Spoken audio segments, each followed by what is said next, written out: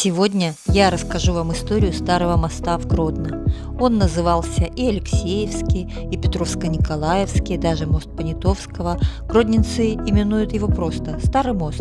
Какова его история, кем и когда он был построен, сколько раз на своем веку был разрушен и что означают даты и таблички на нем.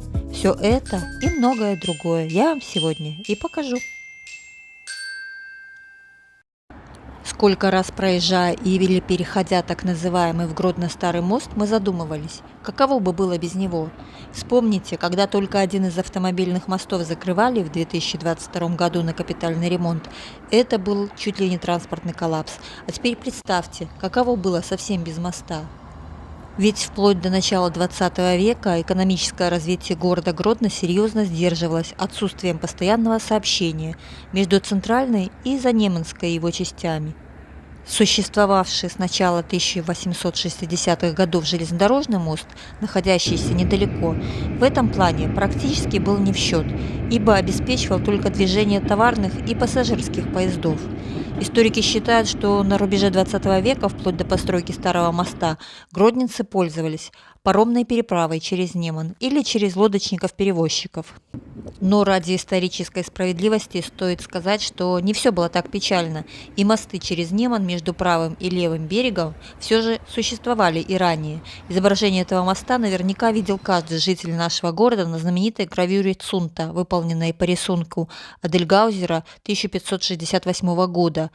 С начала XVI века в средневековом Гродно существовал капитальный мост через Неман, способный устоять при ледоходе и в половодье. Он располагался примерно в том же месте, что и нынешний Старый мост. Или вот пример временного деревянного моста через Неман. Но, как правило, это было действительно лишь временным решением, потому как зимой и весной, когда шел лед на реке, мосты повреждались. И, как я уже говорила, до строительства этого моста гродненцы пользовались услугами парома либо лодочников, которые часто шли на различные ухищрения. Зимой нанимали работников ломать лед на реке, чтобы по ней нельзя было перейти, и бизнес процветал. Таким образом, решение о строительстве моста было первоочередной задачей города. Больше 120 лет назад Гродно был самым милитаризированным белорусским городом в составе Российской империи. В 1898 году здесь дислоцировалось до 10 тысяч солдат и офицеров, при населении свыше 40 тысяч человек. Военные часто передислоцировались из казарм на учения, в летние лагеря и так далее. И в начале 1903 года разговоры о необходимости постройки через Неман грузового и пешеходного моста стали серьезной заботой гродненского губернатора в то время Петра Столыпина. На строительство моста вместе с подходами и подъездами было выделено 800 тысяч рублей, не считая безвозмездно отпущенной городом земли, и все работы по сооружению моста велись под наблюдением Гродненской восковой комиссии. Ажурные металлические фермы для опор моста изготовила варшавская фирма «Рудский Компани», литые ограждения на заводах Гальского в Гродно и Вечерки из Белостока. Ответственным за строительство был гродненский гражданский инженер и архитектор Николай Венедиктович Романов, имевший к тому времени уже значительный опыт ремонта и постройки больших и малых мостов города Гродно. Руководить строительством моста было поручено инженеру Небольсину. Тротуары были деревянные, а проезжая часть вымощена традиционным гродненским материалом булыжником. Мост освещался газовыми фонарями. Строительство моста было завершено в 1908 году.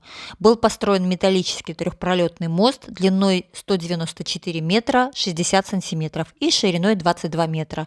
Мост был назван Петровско-Николаевским.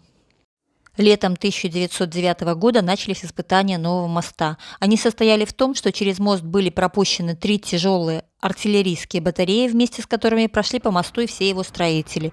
Испытания прошли вполне успешно, и 24 июля 1909 года столь необходимый городу грузовой и пешеходный мост, получивший имя Петровско-Николаевского, был в торжественной обстановке открыт.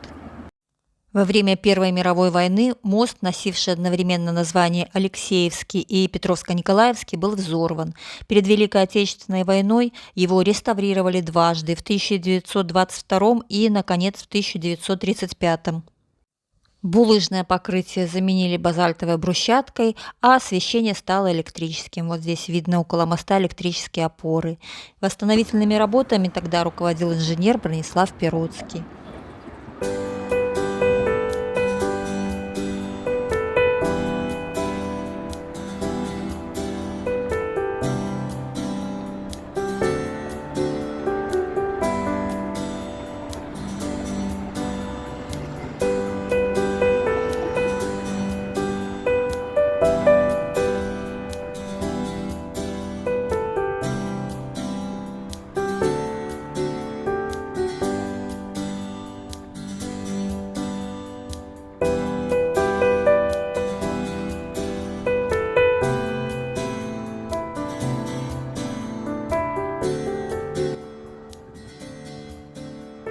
В 1944 году мост снова был взорван, уже немецкими войсками, пытавшимися задержать освобождение города советскими войсками, и 30 октября 1949 года мост снова восстановили. Было открыто движение, и в то время старались приурочить какое-нибудь строительство или нововведение к символичной дате. И на правом берегу на мосту повесили табличку, на которой написали дату открытия моста. А с обратной стороны такая же табличка с надписью «10 лет воссоединения белорусского народа» к дате 30 октября 1939 года. В этот день Народное собрание Западной Белоруссии, прошедшее в городе Белостоке, законодательно закрепило вхождение территории Западной Белоруссии в состав БССР. Тогда остатки сохранившейся базальтовой брусчатки уложили на улице Мостовой, примерно от места начала лестницы, ведущей в театр, и до самого моста. В середине 1980-х годов, когда реконструировали площадь Ленина, эту брусчатку вместе с бетонными плитами уложили на площади. Мост в таком виде, в котором мы знаем его сегодня, был таким не всегда.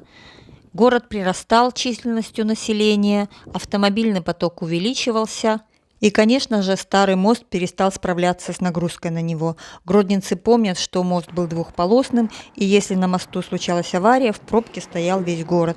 Такое положение мало кого устраивало, и почти 60 лет спустя необходимость реконструкции старого моста вновь возникла из-за малой пропускной способности.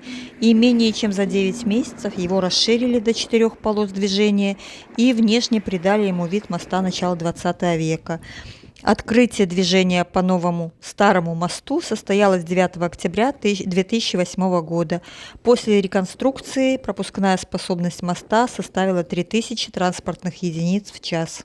До начала 70-х годов он оставался единственным автомобильным мостом в городе. И в 1971 построили новый мост через реку Неман в районе улицы Поповича, который гродненцы так и называют Новый мост. Вот он здесь виден недалеко. Если смотреть от Коложи, то великолепно видно, вот Коложа сверху, великолепно видно и старый мост, и новый. А уже в 1986 году открылось движение по третьему автомобильному мосту через Неман, который гродненцы называют Румлевским. Вот такой рассказ про старый мост у меня получился. Если вам понравилось, ставьте лайк. Это очень поможет продвижению моего канала. Подписывайтесь, делайте репосты, комментируйте. Мой канал для того и создан, для общения между людьми. А я, как всегда, всех обнимаю. Всем пока.